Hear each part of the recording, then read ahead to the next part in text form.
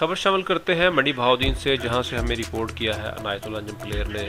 District police officer Anwar Syed Kengra की सरबराही में पुलिस की जानब से चांद रात और ईद उल फितर के मौका पर अमन और अमान को कायम करने के लिए ज़िला भर में पुलिस का फ्लैग मार्च।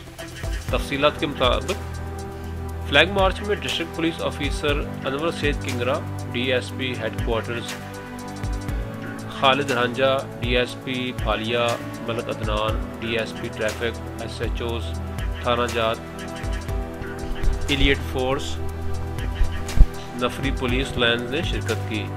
फ्लैग मार्च का मकसद शहरियों में एहसास तहफ़्फ़ुज़ पैदा करना है। अमन और अमान कायम रखने के लिए पुलिस अलर्ट है।